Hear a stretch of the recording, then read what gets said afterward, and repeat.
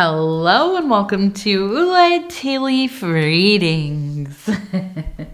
My name is Lenor and tonight I'm going to be reading your tea leaves. This is a horoscope for Sagittarius. If Sagittarius is your solar, lunar, ascendant / rising sign, then this is a message for you. All right, let's take a look. And so, yes, Sagittarius, your card tonight is the Ace of Swords. And we're going to see what the tea leaves are going to tell us about that. Now, we know the Ace of Swords is all about logic, creation, innovation, being inspired, that flow of brain stuff. It is about thinking, higher thinking, about really, I always kind of think, okay, this is like where we're really problem solving. This is where we have that moment where the answer is just there, right? Have you ever had that late at night? You're like lamenting something, you've been worried about it, you don't know how the heck am I going to get all of this done, what should I do? And yeah, you end up not coming to any conclusion, you go to bed, you fall asleep, and next thing you know, you sit right up and you're half asleep, and it's a dark void in your room and it's just there. You know exactly how you're going to do the thing. All of the answers are right there for you. You just needed to look at it in a different way. And that's what, the Ace of Swords really feels like to me when I see it. So let's take a look and see what this has to do with your tea leaves. Now, if you want to subscribe, please do. I would love for you to also hit that little bell icon thing. It'll let you know when the next readings are coming out. Also, if you want to hit the like button or leave a comment, I would love to hear from you. Okay, so we have a person who kind of has a frowny face up here. You can see the eyes, the nose, the mouth.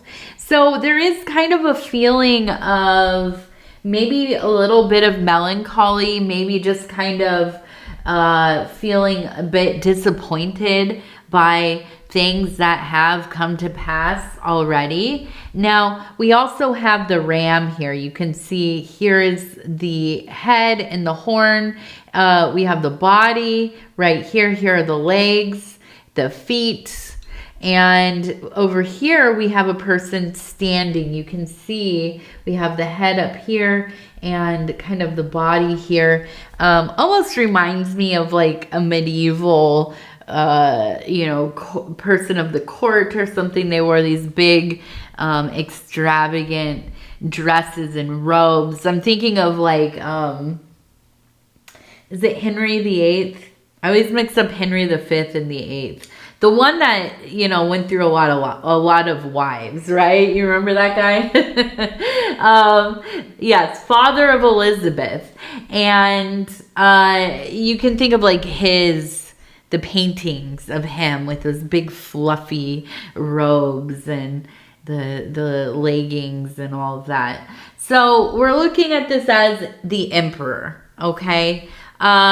This tells me that you are in a place where, some real decisions need to be made, right? And it's not about sentimentality. No, this is about the practical. This is about, I don't care if it hurts anybody's feelings. I don't care, anybody's opinions about this. I have to do this. I got to get it done. This is the way, right?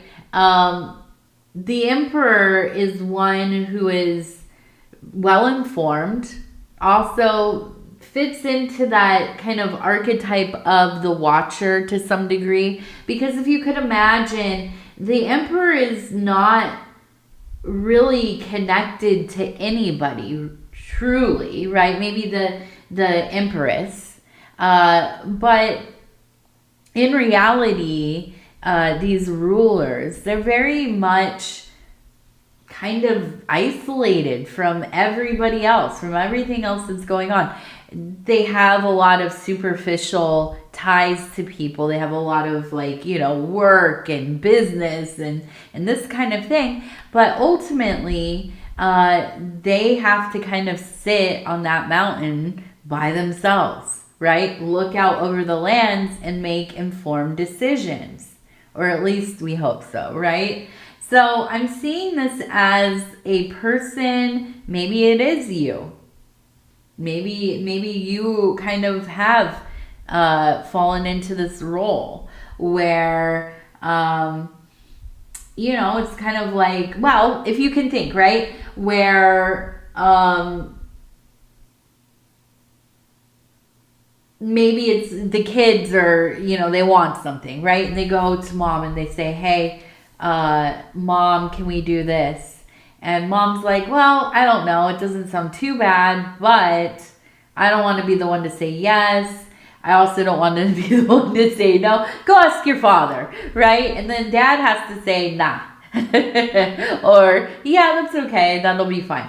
But here's the deal. The emperor is very much the same energy, the decider, okay? And sometimes has to play, the role of a little bit of the villain. The one that is making tough decisions for people who maybe do not appreciate what they're doing, right? So I do feel like, you have this ability and listen, I truly believe that Sagittarius people are not only born caretakers, although you might not love taking care of people.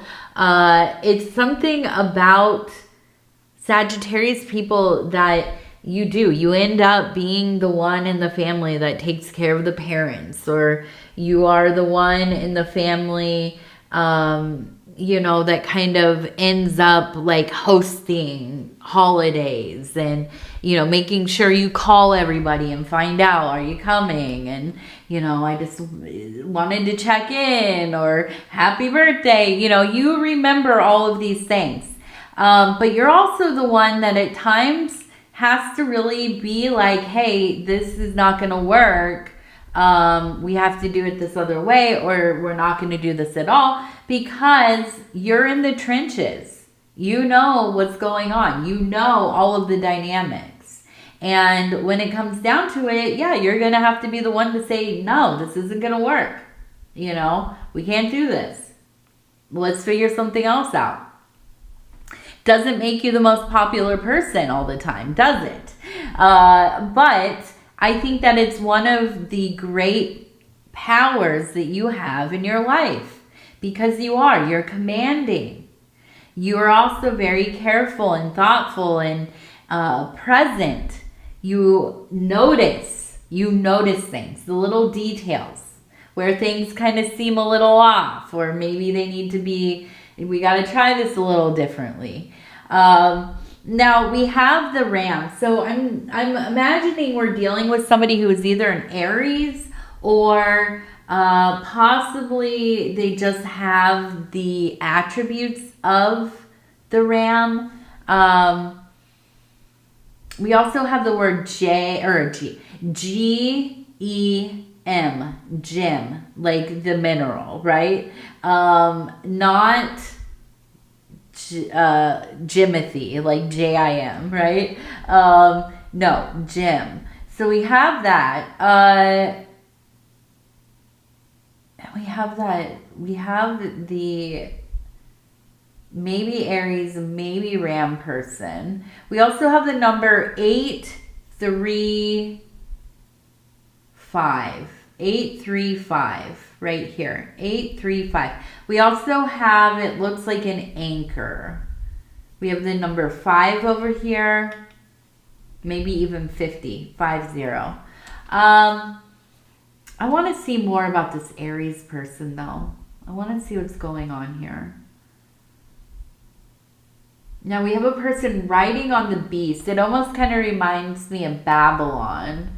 But also,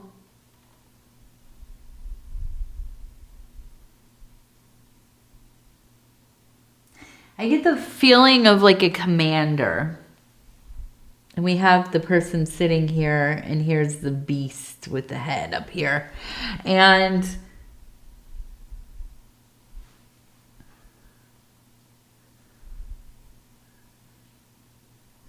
so I almost feel like we have this Aries person, this Ram person. You have maybe been a caretaker. Maybe this is your child. Maybe, you know, it's like a younger sibling that you kind of help raise, or, you know, whatever it is. Now, I feel like, I almost feel like they have really kind of committed themselves to maybe going down a little bit of a troubled path. And I'm imagining it's almost kind of like they're blaming everybody else. They're blaming everybody else. They're blaming you. They're blaming parents. They're blaming, you know, their friends, whatever. I feel like for you, this is so maddening. It's so maddening because I feel like you've had such a role in their development that it's almost kind of like you can't stand the fact that they would even begin to try to pass off responsibility on other people. Like, I taught you better than that, right?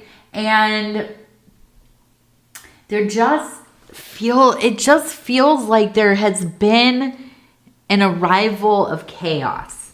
And that's all I can really call it. It feels almost like maybe they met somebody, they have like a new relationship, or they're hanging out with like a new crowd of people, or whatever it is. But it feels like, well, if you could imagine like an army showing up at a village or a castle, right? And they're all starting to walk in through the gates, and it's just this feeling of tension, but also, right, it's the calm before the storm. Everything seems to be okay, but you know something's about to pop off here. This doesn't feel right. And I could imagine that it's like you see the pattern, right? Maybe this isn't even the first time, but I feel like it's like you can see the pattern. You can really, you know this is not going a good direction. And I feel like there's been a struggle. There's been kind of I keep hearing like this feeling of, why would you choose to do this? You know, you're so loved. You've had so many opportunities. We're all here for you. We all love you. And yet you keep making these choices. And it's heartbreaking. And I just feel like it's like chaos. It feels like a monster. It feels like, you know, like the feeling of if you live anywhere that has natural disasters, right? Where I live, we have tornadoes. We had one just I think it landed like 2 miles away from our house this summer. And that was scary. But yeah, it like any kind of disaster, right? Or a hurricane, or, you know, not so much like a earthquake, because that's just out of nowhere, you know, but like you have some idea that something is building up, right? You know the storm's coming in. You know that it could be it might be really treacherous. You're not sure it's going to be. So it's like, do I overreact, or, you know, am I overreacting, or do I, you know, put my all into it so it doesn't become some big thing, right? And I feel like there's this anticipation of things going wrong, okay? And really worried about this person. I feel like, you know, they might have some degree of maybe defiance. There's that diagnosis. It's called, it's DID. What is it? What is it? Defiant. What is it called? Not DID. No, that's the different one. What is it called? Defiant disorder. I always forget that. Oppositional. ODD. DID is, what is that called? Dissociative identity disorder. Totally different thing. Oppositional defiant disorder. So if you have ever heard that before, you know somebody who has it, you might have it, you might be raising a kid that has it. It's not easy, right? And basically, I mean, there's a lot to it, but in a very simple terms, it is somebody who has trouble with authority and following rules and this kind of thing. Not just like a simple, I'm not going to listen to you. No, goes much deeper. Okay, it's almost kind of antisocial, but not necessarily to that degree. But I kind of feel like this is a kid or a person, they might be an adult, that really does. They seem like they might be kind of a contrarian. You know, they're doing things just to kind of get under your skin, to get a reaction. And I think it's just really, you know, come to that place where it feels like it could be more serious than just kind of a behavioral issue. Okay. You know, and I feel like we have this face here where it looks kind of upset, maybe a little surprised. And I feel like it's something that, well, it feels very tiring. I mean, I can imagine you feel very tired by this. But at the same time, there's such love there that you're not going to give up. You know, you're not just like somebody to walk away from those you love. But I also feel like there's a real necessity for rest or a reprieve. Maybe taking a few days for yourself. You know, having a little long weekend or vacation or, you know, something. Now, I want to look over here.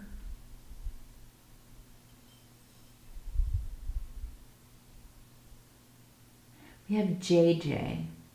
J and J. JJ. If that means anything to you. We have a sword. So again, with the Ace of Swords. And this is all about using your higher thinking and not allowing yourself to succumb to the transient emotions that you're having. And so I feel like a lot of this is maybe there's been something that has happened that, probably got a pretty big reaction from you. But in the aftermath here, I see you really kind of getting yourself pulled together and making kind of a really clear plan. And I think that when I was talking about how sometimes you just wake up at 2 a.m. and you know exactly, you know, I'm thinking like you're planning a wedding. All of a sudden it all works. You know where everybody's sitting. Nobody's going to be fighting. Nothing's going to be weird. There's no exes or cousins that hate each other or, you know, people that are from different friends groups. They're not going to have to sit by anybody they don't want to. I figured it out. You know, it's like that kind of feeling. I got it all together. And so I do. I feel like, you know, this type of thing, it's never something that there's a quick fix or you figure one thing out and it's all going to be perfect. No, this is a situation that is evolving and changing and so on. But I do feel like in this time, you're going to find it a little bit of an answer, at least something that will work for now. We also have the pin quill. So I do see you actually writing. I mean, literally sitting down and writing. Now, maybe on your phone, maybe with a regular pen. Maybe you have a pen quill, like the whole feather and the inkwell and all of that. But I do see writing being part of this next period of time for you. So maybe that is writing in journals. Maybe you are somebody who does some creative writing. Maybe, you know, I don't know, maybe you're doing some kind of research or whatever. But I do see you spending a good amount of time writing here in this time coming up. And